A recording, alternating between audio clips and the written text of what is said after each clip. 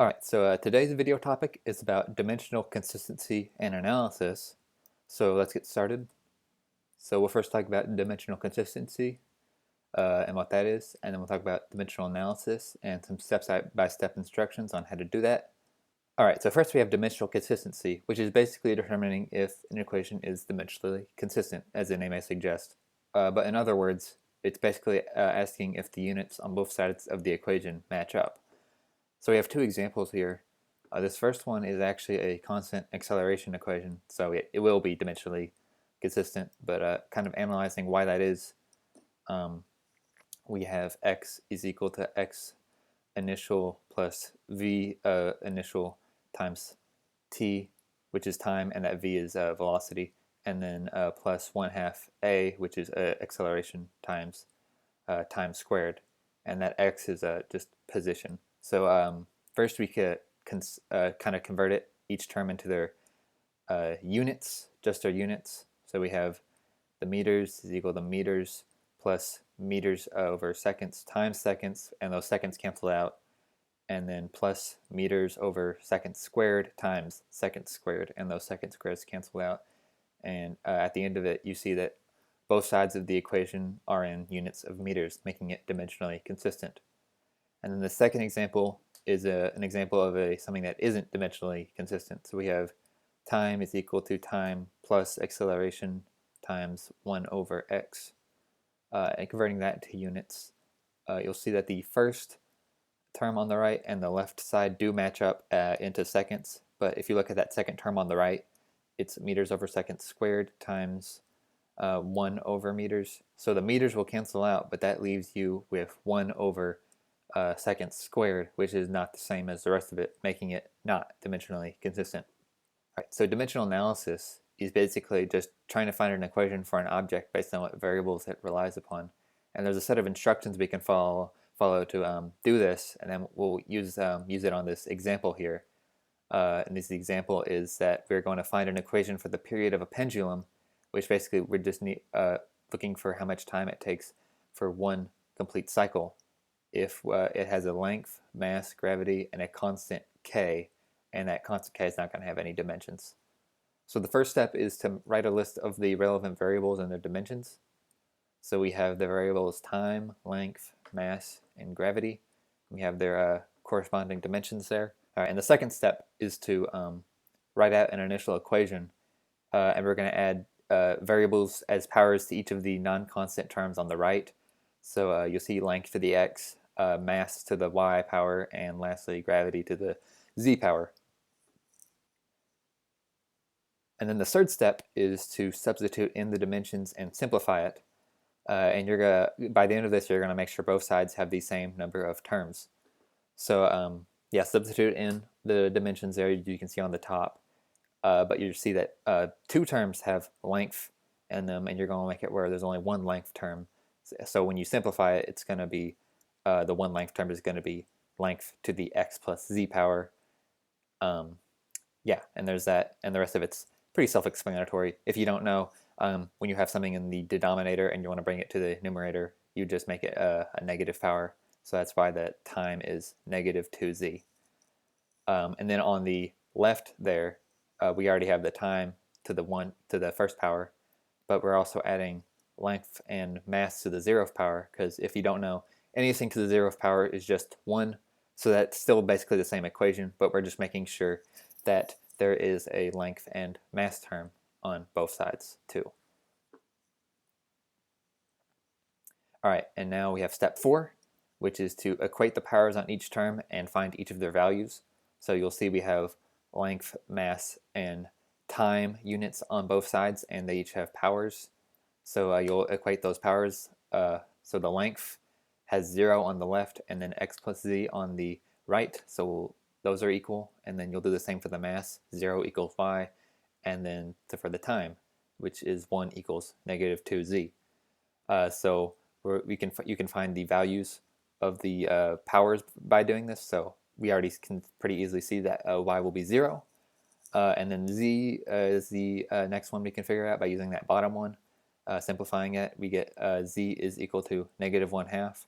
And then using the top term, we see that x is the negative of z, which in this case is going to give us positive 1/2.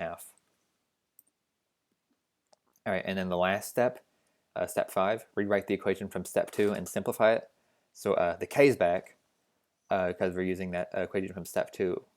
And now we're going to substitute in those powers that we found and simplify it. So the mass has a power of 0, which makes it 1, basically makes it go away.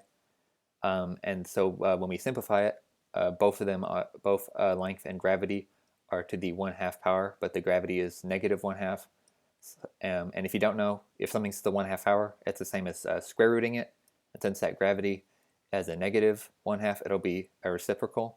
So that leaves us with t equals k, which is a constant, times the square root of length over gravity. So that brings us to our practice. So first, I want you to see if this equation here is dimensionally consistent. V equals x over t plus a times t. And then secondly, I want you to find an equation for velocity in terms of pressure and density using dimensional analysis. And here's some hints in case you don't know.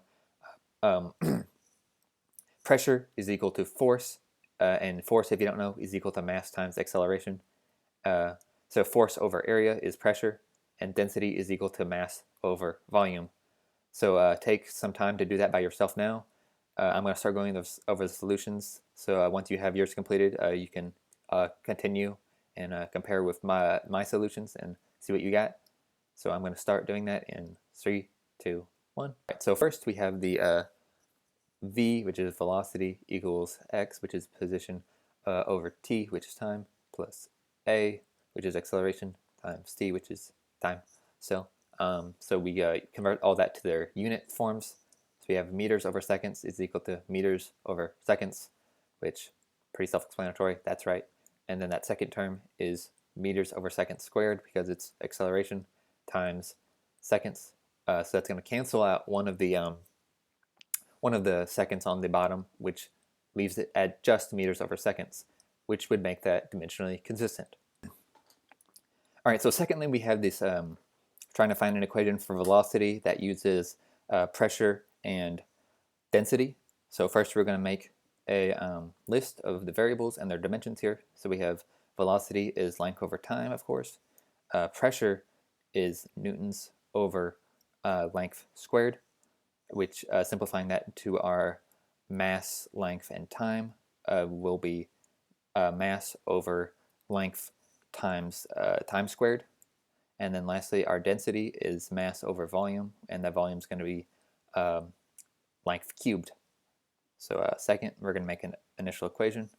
V equals k times p to the x power times d to the y power, and that's that p is pressure and the d is density, based off our list here from, if you didn't already notice. So next we substitute in the dimensions for those variables and drop the k while we're at it. So here's that, and then we're going to simplify it by distributing the power to all the terms, and we're going to simplify it to where there's a single length, time, and mass term on each side, and we get this as a result. And if you don't understand kind of how that works, take some time to do the powers and simplify, and remember that, you know, if you have something in the denominator and you want to bring it to the numerator, make it negative. So yeah, once you have all that figured out, then we're going to equate the powers. So 0 is equal to x plus y based on the mass term. 1 is equal to negative x minus 3y based on the length term. And negative 1 is equal to negative 2x based on the time term. So we're going to find the values for x and y based on this. And the easiest way to do it for me is to use that bottom one first to find the value of x, which is going to be 1/2. And then once you have the x equals 1/2, you can use either of the top two equations. I prefer the very top one to find that y is going to be equal to negative 1/2. All right, and then lastly, we're going to get that equation from step 2 again with the k in there, but we're going to have the powers in there now that we've solved them. So here that is. And again, it's 1/2, both of them, so it's going to be square root, and that density is negative 1/2, so it's going to be in the reciprocal. So that's going to leave us with velocity is equal to the constant k times the square root of pressure over density. So yeah, hopefully that all made sense. If you have any questions, leave them in the comments below. I'll see you guys later.